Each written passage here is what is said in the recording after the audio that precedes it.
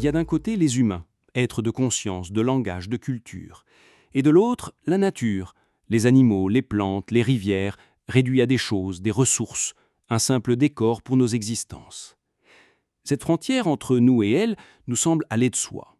C'est le socle invisible de notre science, de notre droit, de notre économie, de notre rapport au monde, bref, le moteur de notre civilisation. Mais si cette séparation n'était pas une vérité universelle, si elle n'était qu'une construction de notre pensée occidentale, une illusion propre à nous, les modernes. C'est cette aventure intellectuelle, sans doute la plus radicale qu'ait proposée l'anthropologie contemporaine, que nous allons mener aujourd'hui. Notre guide, c'est Philippe Descola. Élève de Claude Lévi-Strauss, explorateur de la forêt amazonienne, il a passé des années auprès des Achuars, un peuple pour qui la nature ne fait pas sens, parce qu'elle n'existe tout simplement pas.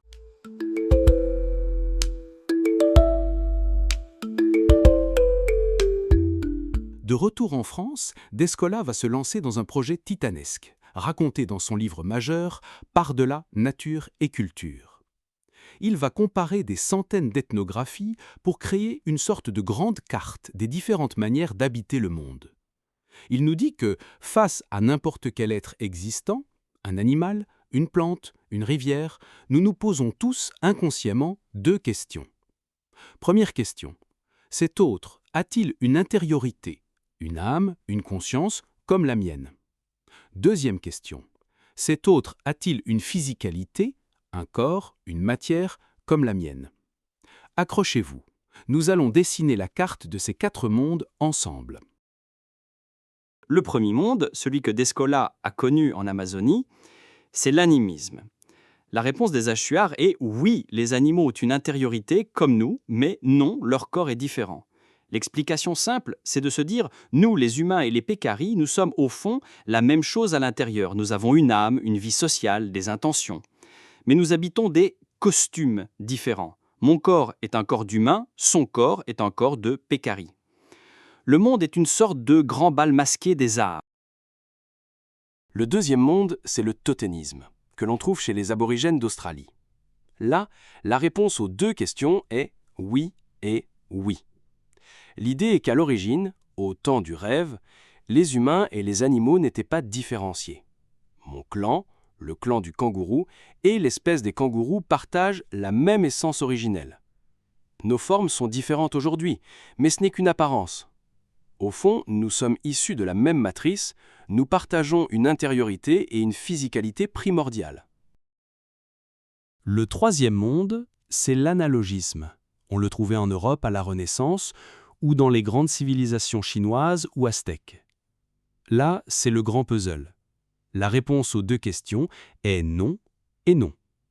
Chaque chose dans l'univers est unique, avec sa propre intériorité et son propre corps. Il n'y a pas de grande continuité. Mais, et c'est la clé, il existe des correspondances cachées, des analogies, entre toutes ces petites parties.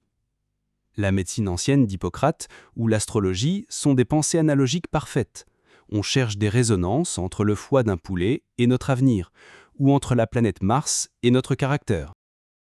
Et enfin, il y a notre monde, le plus étrange, le plus rare, le naturalisme. Nous sommes les seuls à répondre de cette manière.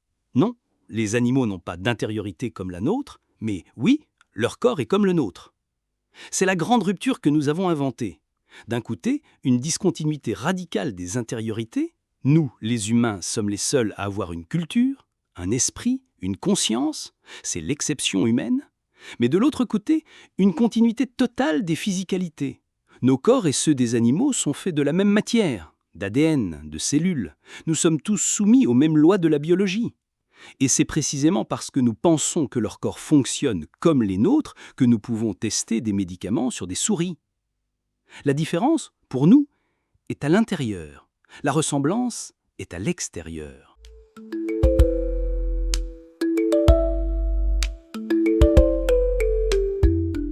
Cette découverte n'est pas neutre. Elle agit comme un miroir brutal pour nous, modernes. Car notre ontologie naturaliste est aussi le socle de notre économie extractiviste. Si la nature est un stock de choses sans intériorité,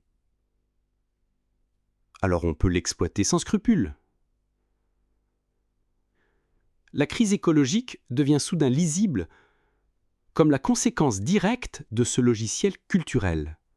Nous avons objectivé le monde. Nous nous sommes mis hors nature.